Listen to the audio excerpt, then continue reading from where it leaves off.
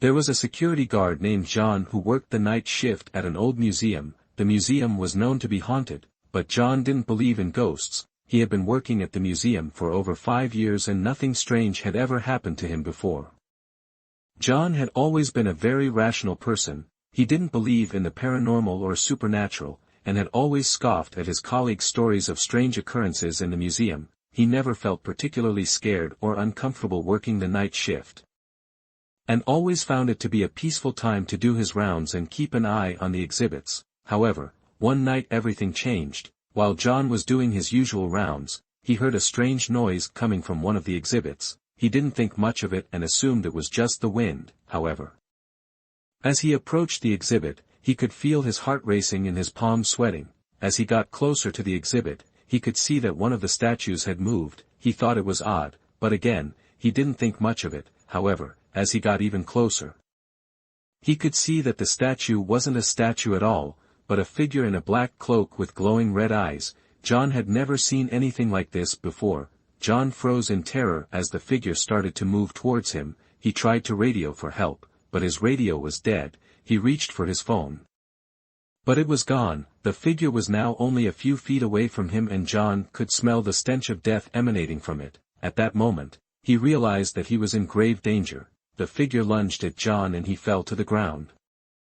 He could feel its icy grip around his neck and he struggled to breathe. The last thing he saw were the glowing red eyes staring back at him. The next morning, John's body was found in the exhibit room. The cause of death was unknown, but his colleagues reported seeing a figure in a black cloak with glowing red eyes lurking around the museum that night. From that day on, no security guard ever worked the night shift at the museum again. The museum was subsequently closed down, and the building was left to rot. Over time, the story of John and the mysterious figure became a local legend, passed down from generation to generation. Some people claimed to have seen the figure themselves, while others dismissed it as mere superstition. But for those who knew the truth, the memory of John's tragic fate remained a haunting reminder of the dangers that lurk in the darkness. As the years went on, the museum became a place of curiosity for the brave and the curious. Some said that the ghost of John still roamed the hallways, and that on certain nights you could hear his screams echoing through the abandoned halls. Others claimed to have seen the figure in the black cloak with glowing red eyes, stalking them through the shadows. Despite the stories, people still ventured into the abandoned museum, hoping to catch a glimpse of the supernatural. But as time went on, the building became more and more dangerous, and more people were injured or killed exploring its dark corners. Eventually, the city decided to shut down the museum for good, and it was left to rot.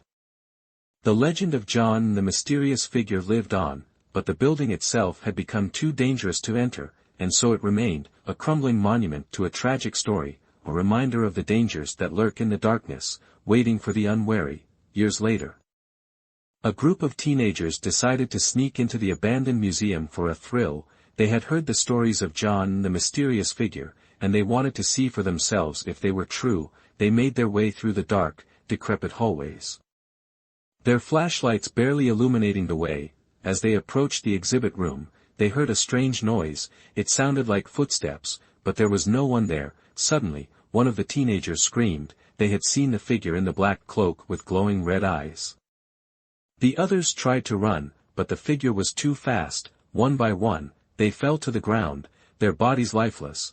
From that day on, the abandoned museum was known as one of the most haunted places in the world. People came from all over to see if they could catch a glimpse of the supernatural, but no one ever stayed long. The museum was a place of death and despair, a reminder of the dangers that lurk in the darkness, waiting for their next victim. It was a dark and desolate night on the long and winding road that cut through the heart of the country. John, a seasoned truck driver, was on his usual route, transporting goods from one end of the state to the other. He had driven this route many times before and had grown accustomed to the eerie silence that enveloped him during these late-night drives, but tonight was different. As he drove along the empty road, John noticed that the trees seemed to loom over him, casting long, twisted shadows across the asphalt. The only sound he could hear was the low hum of the engine and the occasional hoot of an owl. He felt like he was being watched, but when he looked around, he saw nothing but darkness. Suddenly, he saw a figure in the distance, walking towards him. It was a woman, dressed in a long white gown, with her hair flowing in the wind. John assumed that she was a hitchhiker and slowed down to offer her a ride. As he got closer, he could see that the woman's face was twisted in a grotesque snarl, and her eyes glowed with an otherworldly light. John tried to swerve around her, but she stepped in front of the truck, blocking his path. The sudden jolt caused the goods in the back to shift, and John was forced to slam on the brakes. The woman vanished before his eyes, and the truck skidded off the road and crashed into a ditch. John was shaken but unharmed, and he got out of the truck to see if he could find the woman, but she was nowhere to be seen. As he stood there, wondering what had just happened, John heard a faint whisper in his ear. "You should have stayed on the main road," the voice said. "You're not safe out here on the night shift." John shuddered and got back in his truck, driving as fast as he could to get away from that cursed place. But the further he drove, the more he realized that something was not quite right. He tried to focus on the road ahead. But his mind kept going back to the strange woman he had encountered. Who was she, and why was she out here in the middle of the night? After a few miles, John saw something that made his blood run cold. In the distance, he saw the same woman, walking towards him once again, this time. She was accompanied by a group of people, all dressed in old-fashioned clothes. As they got closer, John realized that their faces were twisted in the same grotesque snarl as the woman's, and their eyes glowed with an otherworldly light. John tried to speed up, but his truck suddenly stalled. He tried to start the engine, but it wouldn't budge. The woman and her companions were getting closer and closer, and John knew that he was in real trouble. Just as the woman was about to reach the truck, John heard a loud noise behind him. He turned around and saw a group of people, dressed in modern clothes, holding flashlights and baseball bats. They surrounded the woman and her companions and started chanting in a language John couldn't understand. The woman let out a blood-curdling scream, and then she and her companions were gone. The group of people disappeared as well. Leaving John alone in the middle of the road, John never spoke of that night again, but he never forgot it either. He knew that he had encountered something truly terrifying, something that defied explanation, and he knew that he would never be the same again. It was a dark and stormy night at St. Mary's Hospital. Alice, a young nurse, was on her regular night shift. Most of the patients were sleeping soundly, but Alice couldn't shake off the feeling that something was off. She felt like she was being watched, as she was doing her rounds. She noticed that one of the patients, Mr. Johnson, was awake and seemed agitated. He was muttering to himself and his eyes were darting around the room. Alice tried to calm him down and asked if he needed anything, but he didn't answer. Suddenly, Mr. Johnson started screaming in agony. Alice rushed to his bedside and saw that his body was covered in blood. She immediately called for help, but no one answered. The hospital was eerily quiet that night. Alice knew she had to act fast. She tried to stop the bleeding, but it was coming from multiple wounds all over Mr. Johnson's body. She was horrified and didn't know what to do. As she was tending to Mr. Johnson, she heard footsteps coming down the hallway. She thought it was help finally arriving, but as the figure got closer, she realized it was something else. It was a dark figure with glowing eyes. Coming towards her, Alice froze in fear. The figure got closer and closer, until it was right in front of her. She could see it was a nurse, but not like any nurse she had ever seen before. The nurse had a twisted smile on her face and her eyes seemed to be filled with malice. Alice tried to run, but the nurse grabbed her by the arm and pulled her back. Alice screamed for help, but no one came. The nurse whispered in her ear, "You shouldn't have stayed on the night shift." Alice was terrified and confused. She had no idea who this nurse was, or why she was doing this. She tried to fight back, but the nurse was too strong. Alice eventually passed out from the struggle. The next morning, Alice was found unconscious in Mr. Johnson's room. He had passed away due to his injuries. Alice was traumatized and never returned to work at St. Mary's Hospital again. She couldn't shake off the feeling that the nurse was still out there, waiting for her. Years went by, and Alice tried to move on from the traumatic event, but she couldn't escape the nightmares of the nurse with glowing eyes. One day, she received a letter in the mail. It was from an anonymous sender, and it contained a photo of the nurse who had attacked her. Alice was horrified to see that the nurse was still alive, and still working in the hospital. She knew that she had to do something to stop her. Alice gathered her courage and went back to St.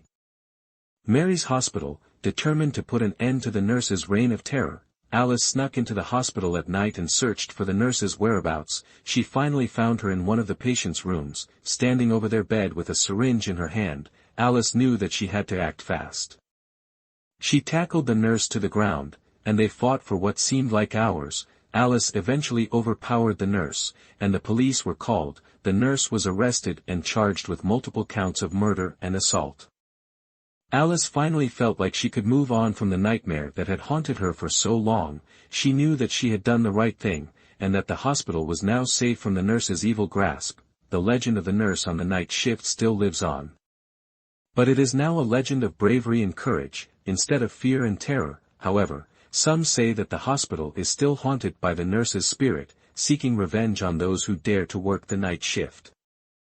Rumors spread that other nurses had seen the ghostly figure of the nurse with glowing eyes, lurking in the shadows. Some reported hearing footsteps and whispers in empty hallways. Patients claimed to have seen the nurse standing at the foot of their beds, watching them as they slept.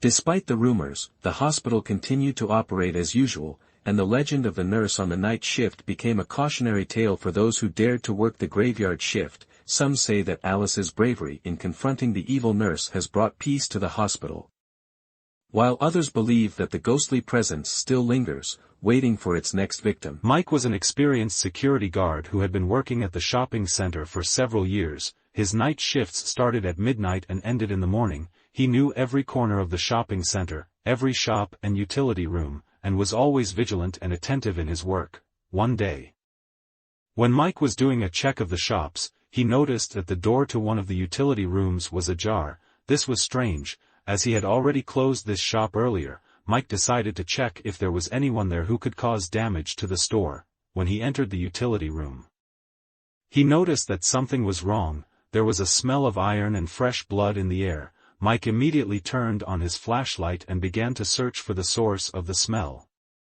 And then he saw a terrible sight. On the wall was written in blood the phrase, "I'm back," and on the floor lay a woman's hand with signs of violence. Mike understood that this was an extremely strange and alarming situation, and immediately called the police. When the police arrived at the scene, they found signs of a struggle and evidence indicating that the victim was a young woman, but no clues about the killer were found. Mike stayed at work all night, feeling anxious and afraid. He couldn't stop thinking about the woman who was killed and what he could have done to save her. His thoughts were filled with musings about the killer's motives, who could have done this and why. Since then, Mike could no longer concentrate on his work. He spent most of his time trying to solve this terrible criminal incident.